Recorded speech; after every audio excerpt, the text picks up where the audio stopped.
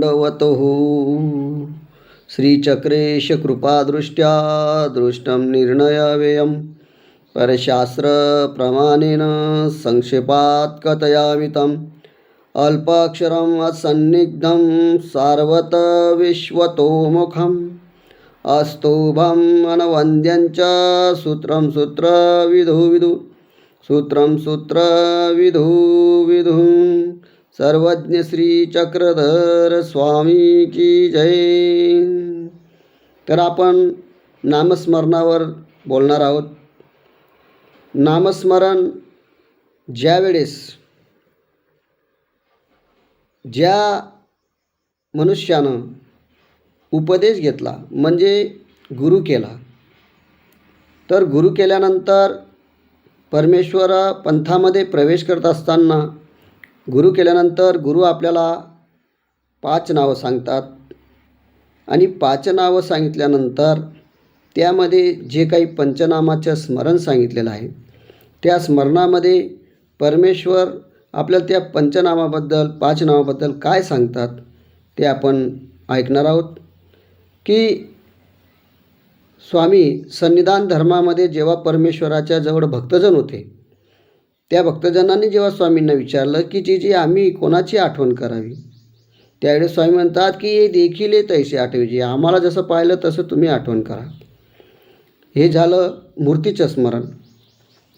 परंतु स्वामी गेल्यानंतर जे केवळ असन्निधानामध्ये आहेत, ज्यांनी परमेश्वराची मूर्तच पाहिलेली नाही, ज्यांनी परमेश्वर कसे आहेत हेच पाहिलेलं नाही, तर त्यांनी काय स्मरण करावे म्हणावे, तर त्या ठिकाणी नुसतं मूर्तीचं स्मरण करावं काय, तर त्या ठिकाणी सांगत असताना सांगतात स्वामी की नामलीळा मूर्ती चेष्टा, म्हणजे स्मरण करत असताना उपदेश घेतल्यानंतर किंवा ज्या मनुष्यानं सर्व त्याग केलेला आहे आणि परमेश्वराला तो अनन्यभावे अनुसरलेला असेल, संन्यास घेतला असेल, त्यांनाही स्मरण सांगितलेलं आहे.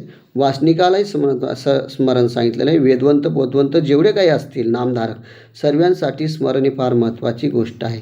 कारण नामस्मरण केल्याने नामे अभिमानाती परमेश्वरा नामाचा अभिमान येत असतो. परंतु नामस्मरण कशा प्रकारे करावे ते आपण सांगणार आहोत. की नाम हे 4 प्रकारे करावे. तर नामाचे जे नामस्मरण करण्याचे जे प्रकार आहेत ते 4 आहेत. ते कोणते आहेत, तर नामलीळा मूर्ती चेष्टा हे 4 प्रकार आहेत.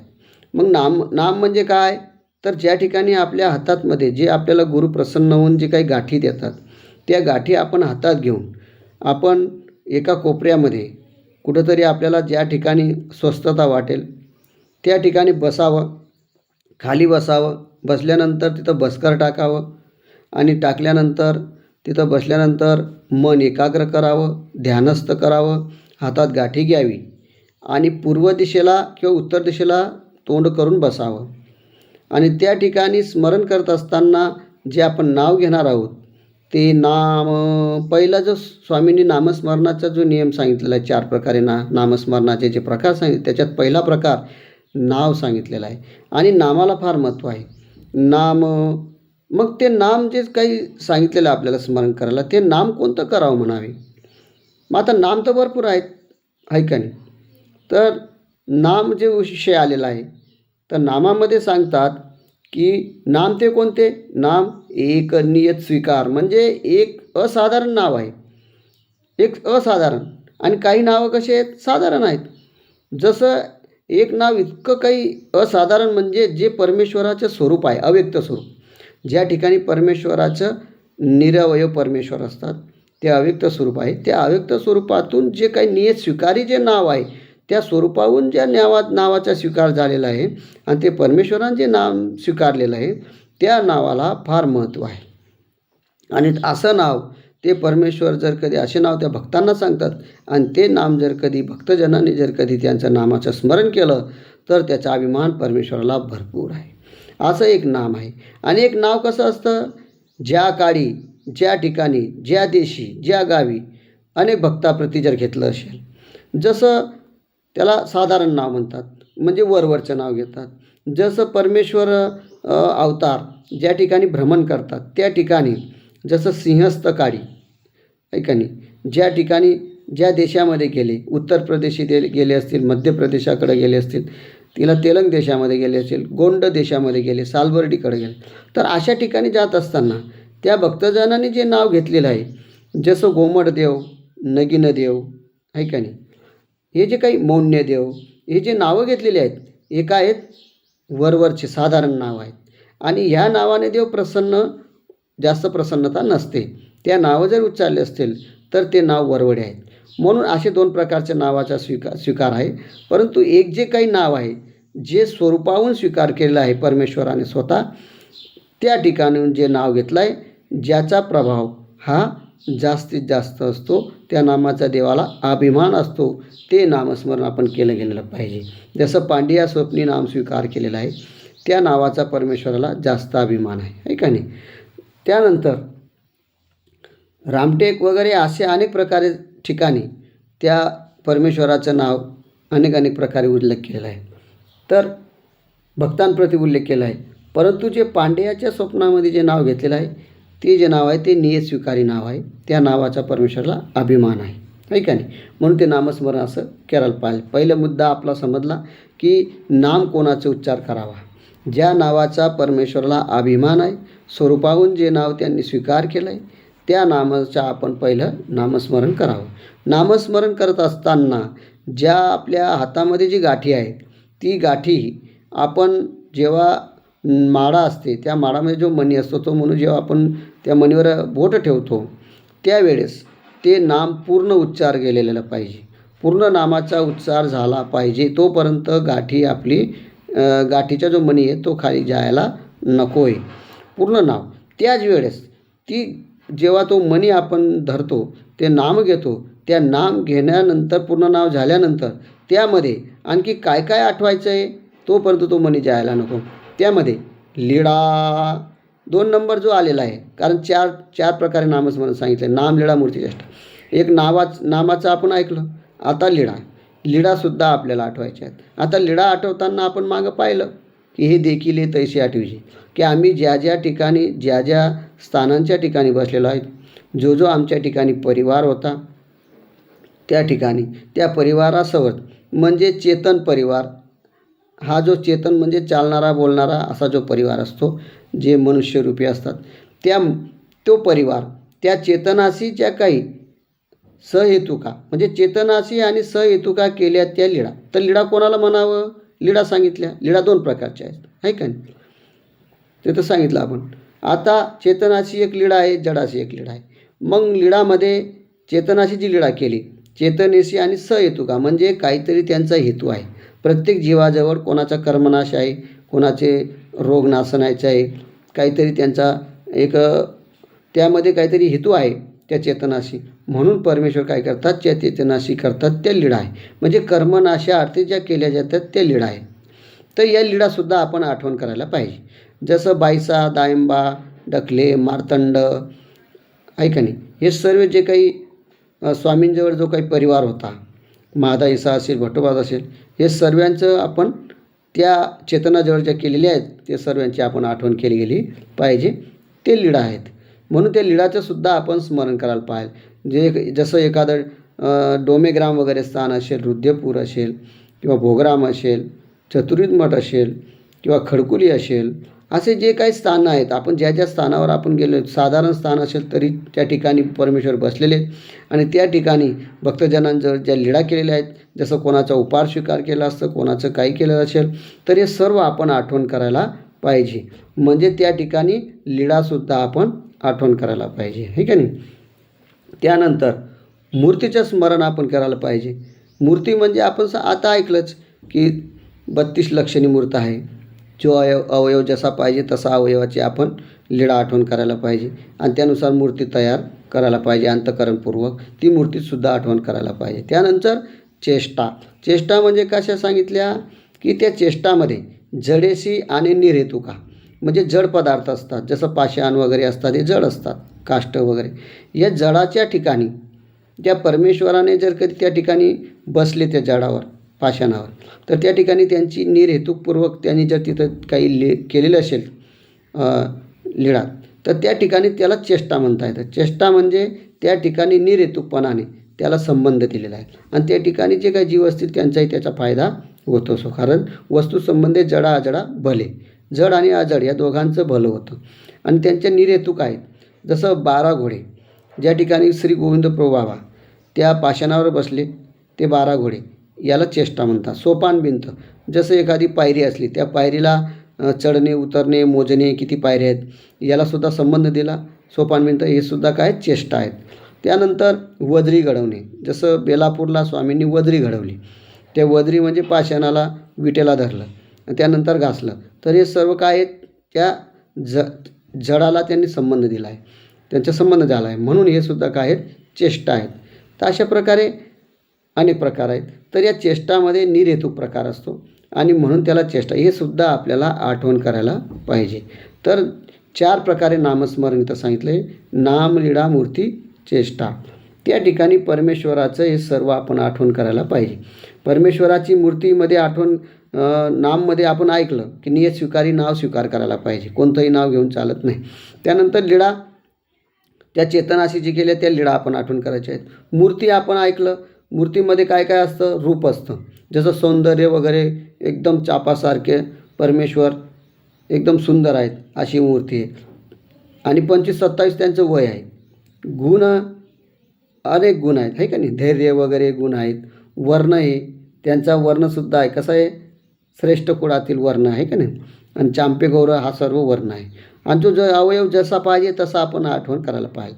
त्यांची खुती खावणी म्हणजे काय, जसं देवाला काय आवडतं बुवा, कोणता पदार्थ आवडतं, कोणत्या भक्ताने तिथं उपहार केलेला आहे आणि ते परमेश्वर कसे प्रसन्न झाले, त्यांचे सर्व आपण आठवण करायला पाहिजे, आहे का नाही. खुटखावण मग ज्या काळी जैसा अवसर झालेला असेल, ज्याचा 12 खांडीचे पूजा अवसर म्हणतो आपण, हे अवसरसुद्धा आपण त्यावेळेस आपण आठवण करायला पाहिजे की परमेश्वर पश्चातपरी कसे उठतात, तो एक अवसर आहे का नाही. भोजनाचे अवसर असतील, विरणाचा अवसर असेल, दुपारचा पूजा अवसर असेल, म्हणजे असे अनेक प्रकार, सकाळचा दुपारचा तिन्ही टाईमचा पूजा अवसर असेल.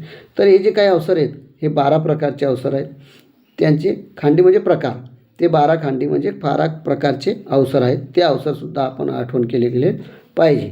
नंतर वस्त्रे, काय काय वस्त्रे घातलेले आहेत परमेश्वराने ते सुद्धा, अलंकार वगैरे आपण ऐकलं. उदास आहेत का प्रसन्न आहेत हे सर्व आपण तिथं आठवण करायला पाहिजे. तर अशा प्रकारे हे 4 प्रकारचं ते स्मरण सांगितलं आहे, 4 प्रकारचं. आणि त्यामध्ये नामाला महत्त्व काय आहे की नाम सर्वात जास्त महत्त्व आहे. का म्हणून, कारण प्रत्येक अमके नाम धरावं असं स्वरूपाने त्यांचा स्वीकार केला आहे. म्हणजे त्या स्वरूपाहून जे अव्यक्त स्वरूप आहे तिथून नामाचं फार महत्त्व आहे, तिथून स्वीकार केला म्हणून नामाला अभिमान आहे. आणि नाम का महत्त्वाचं आहे, नाम जाणत्याला वश करतं. जसं एखाद्या व्यक्तीला जर आपल्याला बोलवायचे असेल तर त्याच्या नावानेच आपल्याला त्याला बोलवावं लागेल.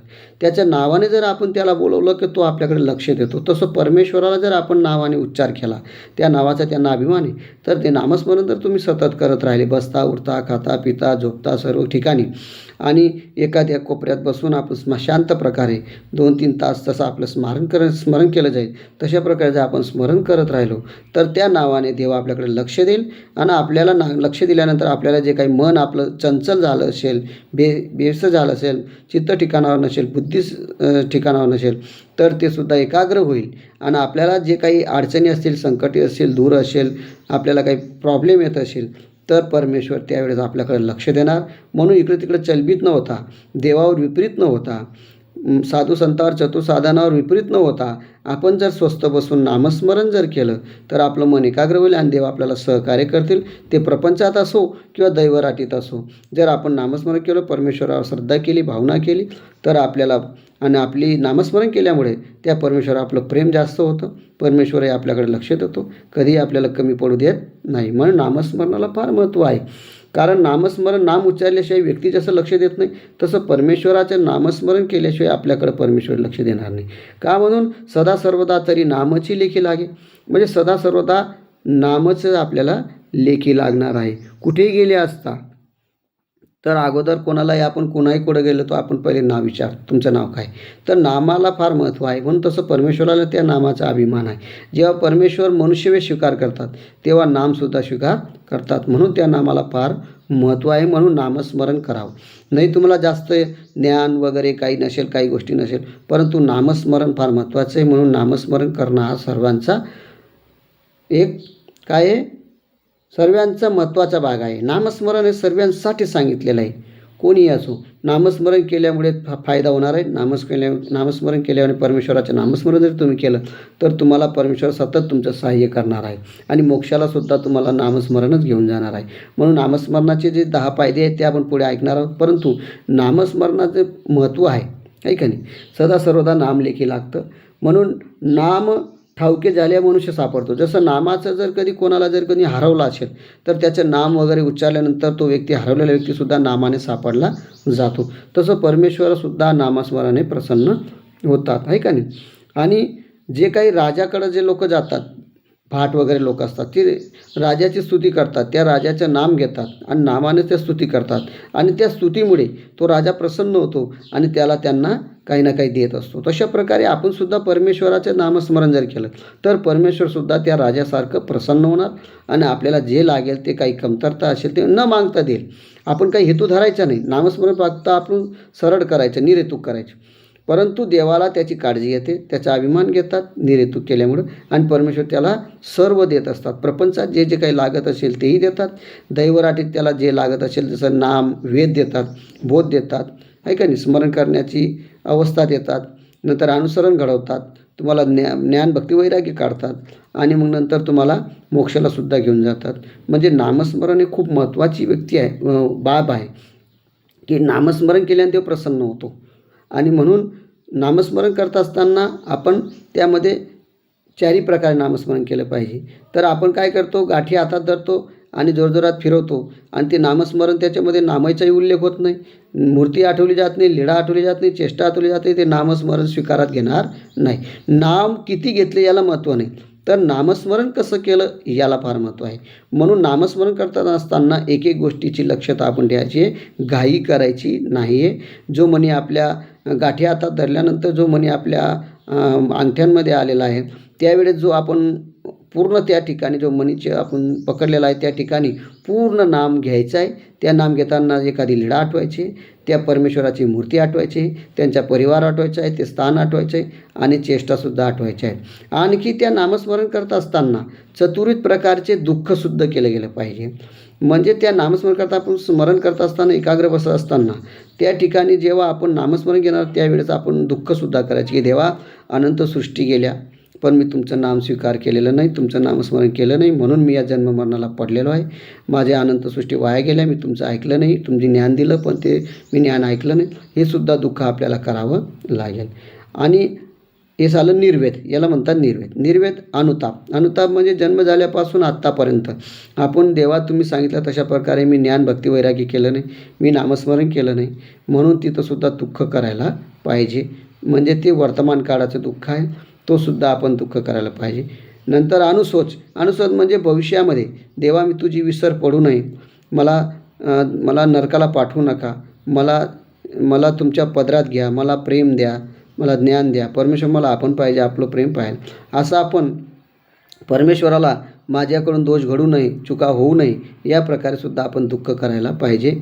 त्याला अनुशोच म्हणजे भविष्य काळातील जे पुढं भविष्य आहे त्याचंसुद्धा आपण चिंतन करायला पाहिजे, ईश्वराला सांगायला पाहिजे, ते सुद्धा दुःख करायला पाहिजे.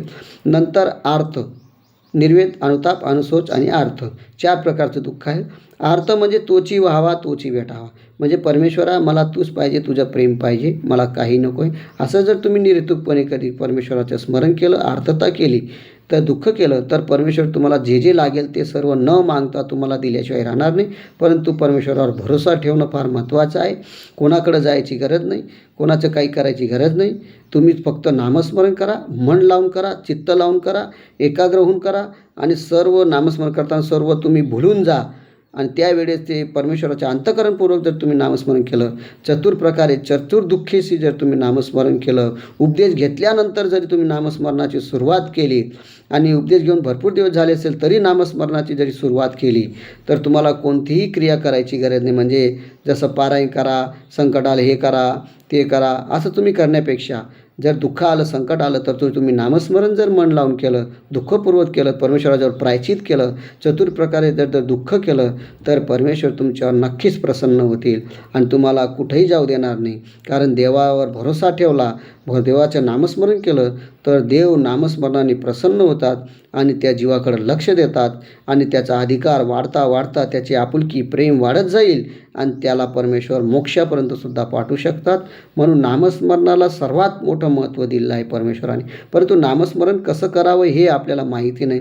म्हणून या ठिकाणी मी सांगण्याचा प्रयत्न केला आहे की नामस्मरण करताना नाम लीळा मूर्तिचेष्टा चतुर प्रकारे नामस्मरण करा आणि निर्वेद अनुताप अनुशोच आणि आर्त या 4 प्रकारे दुःख करा. म्हणून गाठी करत असताना आपल्या हातामध्ये ज्या बोटांमध्ये आपण मणी धरतोय तो मणी पूर्ण या 4 प्रकारे दुःख करून 4 प्रकारे स्मरण करायचं आहे, चतुर प्रकारे स्मरण. तेव्हाच तो मणी जाऊ द्यायचा आहे आणि तेव्हा त्याला वेळ किती लागू द्या, काय हरकत नाही. किती गाठ्या केल्या याला महत्त्व नाही, पण गाठी कशी केली याला महत्त्व आहे. नुसतं गाठ्या मोजत राहणे महत्त्व नाही. 1,00,000 गाठ्या केल्या, 50,000 गाठ्या केला, एवढं नामस्मरण केलं, याच्याने देव प्रसन्न होणार नाही. तर नामस्मरण करत असताना तुम्ही एकही गाठी केली पण दुःखपूर्वक केली, चतुर प्रकारे स्मरण केलं, चतुर दुःख जर केलं तर त्या गाठीने अंतःकरणपूर्वक तुम्ही आठवलं, देवाला पुकारलं आणि स्मरण जर केलं तर तुम्हाला नक्कीच तुमच्यामध्ये परिवर्तन होईल. तुमच्या शरीरामध्ये सुद्धा परिवर्तन होईल. त्या नामस्मरणाने तुम्हाला महारोग होणार नाही. त्या नामस्मरण केल्यामुळे तुम्हाला कोणताही आजार होणार नाही. तुम्ही प्रसन्न राहणार. तुम्हाला जे काही संकट येणार असेल, दुःख येणार असेल, तुम्हाला जे काही प्रॉब्लेम येत असतील ते सुद्धा नामस्मरणामध्ये दूर होईल. देव परमेश्वर कोणालाही लावून तुम्हाला सहाय्य करतील आणि असं नामस्मरणाचा अभिमान परमेश्वर घेतात. म्हणून नामस्मरण अंतःकरणपूर्वक घ्या, वरवडे घेऊ नका. आणि असं नामस्मरण जर तुम्ही केलं तर परमेश्वर तुम्हाला लवकर घेऊन जाईल, तुम्हाला प्राप्तीसुद्धा मिळेल. अनंत जन्मामधून भटकणारे तुम्ही आजपर्यंत भटकत आलेले आहेत, पुढे भटकणार असाल तर ते सुद्धा परमेश्वर जाऊ देणार नाही. म्हणून नामस्मरणाला फार महत्त्व आहे. म्हणून उपदेश घेतल्यानंतर सुरुवातीला गुरु आपल्याला गाठी देतात आणि गाठी दिल्यानंतर हेच सांगतात की नामस्मरण करा. ऐका नाही, नामस्मरण करत असताना मात्र प्रेमाचे नामस्मरण करा, दुःखपूर्वक करा, आठवा, त्या परमेश्वराला पुकारा आणि मग असं नामस्मरण तुम्ही मन लावून करा. तर असं परमेश्वर तुम्हाला नक्कीच सहकार्य करतील. नामस्मरणाने 10 फायदे होतात.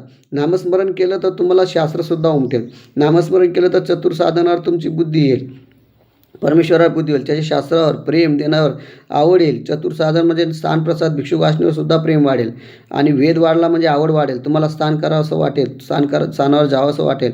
गाठी केल्यामुळे तुम्हाला जास्त गाठ्या करण्याचे प्रेम वाढेल. त्यानंतर साधू संतांवर आवड होईल, साधू संतांची सेवा करण्याची आवड होईल, मार्गाची प्रीती राहील. ऐका नाही, तर अशा प्रकारे तुम्हाला सर्व या नामस्मरणामुळेच होणार आहे. बोधसुद्धा, ज्ञानसुद्धा नामस्मरणामध्ये होणार आहे. वैराग्यसुद्धा नामस्मरणामुळेच तुम्हाला वैराग्य निर्माण होणार आहे. म्हणून नामस्मरण फार महत्त्वाचं आहे. नामस्मरण केलं तर देवाची आवड होईल, साधू संतांची आवड होईल, वासनिकांची आवड होईल, एकमेकाची प्रीती निर्माण होईल, अन्नदान करण्याची तुम्हाला इच्छा होईल. निरेतुक तुम्ही अन्नदान करणार त्यावेळेस परमेश्वर तुम्हाला कमी पडू देणार नाही. संकट असतील ते दूर करतील आणि तुम्ही प्रसन्न राहणार, सुखी राहणार. तुम्ही कमी कमवणार तरीही सुखी राहणार. म्हणून परमेश्वराचे नामस्मरण करणं हा जीवाचा हक्क आहे आणि ते जीवाने केलं गेलं पाहिजे. हा जीवाचाच फायदा आहे. परमेश्वराने जीवाचा कल्याणासाठी जे सांगितलेलं आहे की नामस्मरण करावं, कारण परमेश्वराचा हेतूच आहे की जीवाचं उद्धरण व्हावं आणि जीवाचं उद्धरण करण्याला हे नामच कारण आहे. म्हणून नामस्मरण फार महत्त्वाचं आहे. नामस्मरण केल्यामुळे तुमचं सर्व चांगलं होणार आहे. म्हणून नामस्मरण करावं. तर अशा प्रकारे जो प्रकारे तुम्ही नामस्मरण करणार तो प्रकारे तुम्हाला परमेश्वर तुमचा अभिमान घेईल, कारण नामाचे स्मरण हे थोर सांगितलेले सर्वांपेक्षा. म्हणून नामस्मरण करत असताना कोणत्याही बाजूची चिंता करू नका. आजूबाजूचे विचार बंद करा आणि त्यावेळेस आपण फक्त देवाचे आहोत हेच आपण तिथं आठवण करा. तिथं डोळे बंद करून आपले श्वास चालू ठेवा आणि नाव आपल्याला स्वतःलाच ऐकू येईल इथपर्यंत नामाचा उच्चार करा. आणि त्या ठिकाणी बसल्यानंतर ताठ मानेने खाली मान करून थोडंसं स्वस्थ चित्ताने बसायचं आहे. आणि त्यावेळेस तुम्ही 4 प्रकारे नामस्मरण करून 4 दुःखेशी नामस्मरण जर केलं तर तुमच्या अंतःकरणामध्ये एक प्रसन्नताची लहर येईल. तुमचा चेहरा प्रसन्न होईल, तुमचं हास्य होईल, तुम्हाला उदासीनता येणार नाही, तुम्हाला महारोग लागणार नाही, तुम्हाला संकट येणार नाही. देवावर विश्वास ठेवा, परमेश्वरावर नक्की विश्वास ठेवला. नामस्मरण जर तुम्ही खरं दुःखपूर्वक केलं तर तुम्हाला परमेश्वर नक्कीच सहाय्य करतील आणि तुम्हाला काही कमी पडू देणार नाही आणि तुम्हाला मोक्षालासुद्धा परमेश्वर घेऊन जातील. असा हा नामस्मरणाचं महत्त्व फार थोर आहे बाबा हो. म्हणून नामस्मरण कसं करावं याबद्दल मी तुम्हाला माहिती दिली आहे. पुढं अजून नामस्मरणाबद्दल आपण ऐकणार आहोत. तर आताचा भाग हा इथपर्यंत आहे. पुढचा भाग पुढं आपण घेऊ. दंडवतो सर्वज्ञ श्री चक्रधर स्वामी की जय.